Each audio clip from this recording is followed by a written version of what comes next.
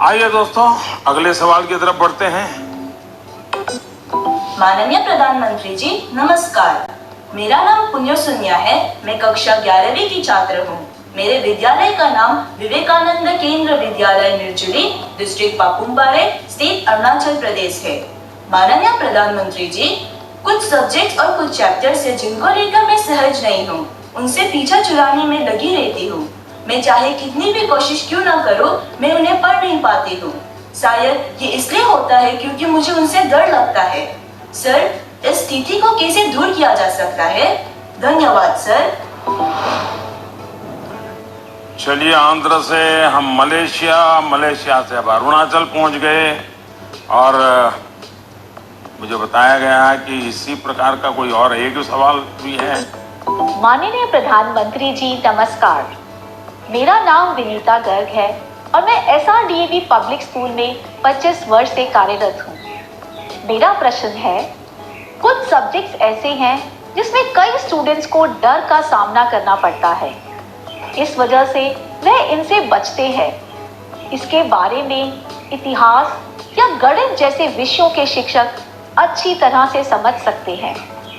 Teacher के तौर पर इस स्थिति को और बेहतर बनाने के लिए हम क्या कर सकते हैं? ये कुछ अलग प्रकार का ही विषय मेरे सामने आया।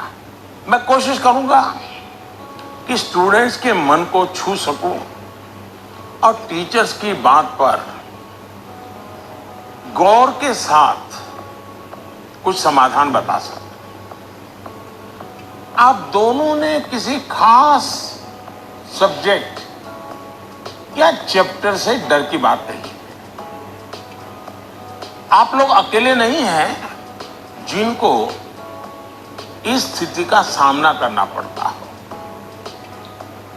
हकीकत तो यह है कि दुनिया में एक भी इंसान ऐसा नहीं मिलेगा जिसके ऊपर यह बात लागू न होती हो। मान लीजिए आपके पास बहुत ही बढ़िया 5-6 शर्ट है, लेकिन आपने देखा होगा एक या दो शर्ट आपको इतने पसंद आते होंगे, बार बार पहनते हैं। इसका मतलब ये नहीं बाकी सब बेकार है, फिटिंग ठीक नहीं है, ऐसा नहीं है। उन दो इतने अच्छे हैं कि आप उसको बार बार पहनते हैं। कई बार तो माँ बाप भी इन चीजों के लिए गुस्सा करते हैं कि कितनी बार इसको पहनोगे। अभी 2 दिन पहले तो पहना था। पसंद नापसंद मनुष्य का स्वभाव है और कभी कभी पसंद के साथ लगाव भी हो जाता है। और इसमें डर की, दुविधा की क्या बात है कि हमने डरना चाहिए? दरअसल होता क्या है, जब आपको कुछ चीजें ज्यादा अच्छी लगने लगती हैं तो उनके साथ आप बहुत कंफर्ट हो जाते हैं, बहुत कंफर्टेबल लगता है, वो सहज हो जाते हैं। लेकिन जिन चीजों के साथ आप सहज नहीं होते, उनके तनाव में आपकी 80% एनर्जी आप उसी में लगा देते हैं। और इसलिए स्टूडेंट से मैं यही कहूंगा कि आपको अपनी एनर्जी को इक्वली डिस्ट्रीब्यूट करना चाहिए। सभी विषयों में बराबर बराबर। आपके पास पढ़ाई के लिए 2 घंटे हैं तो उन घंटों में हर सब्जेक्ट को समान भाव से पढ़िए। अपने समय को इक्वल डिस्ट्रीब्यूट करिए। साथियों, आपने देखा होगा टीचर्स, माता पिता हमें सिखाते हैं कि जो सरल है वो पहले करें। ये आम तौर पर ये कहा जाता है और एग्जाम में तो खास तौर पर बार बार कहा जाता है जो सरल उसको पहले करो भाई, जब टाइम बचेगा तब वो कठिन है उसको हाथ लगाना। लेकिन पढ़ाई को लेकर मैं समझता हूं ये सलाह आवश्यक नहीं है और उपयोगी भी नहीं है। मैं जरा इन चीज को अलग नजरिए से देखता हूं। मैं कहता हूं जबकि पढ़ाई की बात हो तो कठिन जो है उसको पहले लीजिए। आपका माइंड फ्रेश है, आप खुद फ्रेश हैं, उसको अटेंड करने का प्रयास कीजिए। जब कठिन को अटेंड करेंगे तो सरल तो और भी आसान हो जाएगा। मैं अपना अनुभव बताता हूं। जब मैं मुख्यमंत्री था, प्रधानमंत्री बना, तो मुझे भी बहुत कुछ पढ़ना पड़ता है, बहुत कुछ सीखना पड़ता है, बहुतों से सीखना पड़ता है, चीजों को समझना पड़ता है। तो मैं क्या करता था, जो मुश्किल बातें होती है, जिसके निर्णय थोड़े गंभीर होते हैं, मैं मेरे सुबह जो शुरू करता हूं तो कठिन चीजों से शुरू करना पसंद करता हूं। मुश्किल से मुश्किल चीजें मेरे अफसर मेरे सामने लेकर के आते हैं, तो उनको मालूम है कि वो मेरा एक अलग मूड होता है, मैं चीजों को बिल्कुल तेजी से समझ लेता हूं, निर्णय करने की दिशा में आगे बढ़ता हूं। मैंने अपना एक नियम बनाया है, कोशिश की है। और जो सरल चीजें हैं, दिन भर की थकान के बाद रात देर हो जाती है, तो चलो भाई, अब उनको मैं ज्यादा दिमाग खपाने की जरूरत नहीं हो, कोई गलती होने का कारण नहीं है, तो उन चीजों को मैं देर रात तक खींच लेता हूं। लेकिन सुबह जब उठता हूं तो फिर कठिन से ही मुकाबला करने के लिए निकल पड़ता हूं। दोस्तों, एक और बात हमें अपने आप से सीखनी चाहिए।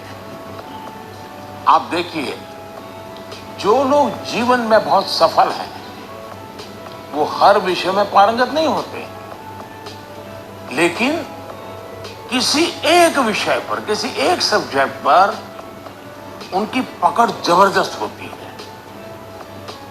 अब जैसे लता दीदी हैं, लता मंगेशकर जी की पूरे दुनिया में नाम है, हिंदुस्तान के हर जुबान पे नाम है। लेकिन अगर कोई जाकर के उनको कहे कि आज हमारे क्लास में आइए और ज्योग्राफी पढ़ाइए, हो सकता है वो न भी पढ़ा पाए, पढ़ा भी पाए, मैं नहीं जानता हूं कि वो पढ़ा पाए न पढ़ा पाए, लेकिन लता जी की महारत ज्योग्राफी में शायद न भी हो, लेकिन संगीत की दुनिया में उन्होंने जो किया हुआ है, एक विषय पर जिस प्रकार से अपना जीवन खपा दिया है, आज वो हर एक के लिए प्रेरणा का कारण बन गई है। और इसलिए आपको भले कुछ सब्जेक्ट मुश्किल लगते हो, ये कोई आपके जीवन में कोई कमी नहीं है। आप बस ये ध्यान रखिए कि इस मुश्किल लगने वाले सब्जेक्ट की पढ़ाई से खुद को दूर मत कीजिए, उसे भागिए मत। वहीं टीचर्स के लिए मेरी सलाह ये है, वो विद्यार्थियों से उनको टाइम मैनेजमेंट के संबंध में, उसके तौर तरीके के संबंध में, सिलेबस के बाहर जाकर के भी कभी उनसे बातें करें, उनसे चर्चा करें, उनको गाइड करें। विद्यार्थियों को टोकने के बजाय उन्हें गाइड करें। टोकना, रोकना, उसका प्रभाव मन पे और ज्यादा नेगेटिव फैलता है।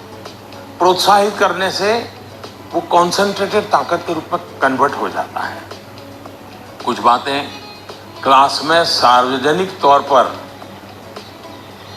जरूर कहें ताकि सबका प्रबोधन होगा, लेकिन बहुत सी बातें ऐसी होती हैं जब किसी एक बच्चे को बुला करके चलते चलते थोड़ा सर पे हाथ रख करके बहुत ही प्यार से कहें कि बेटा देखो भैया, तुम इतने बढ़िया करते हो, जरा देखो इसको जरा थोड़ा ये कर लीजिए, देखिए तुम्हारे में बहुत बड़ी ताकत है, आप देखिए ये बहुत काम आएगा, बहुत काम आएगा।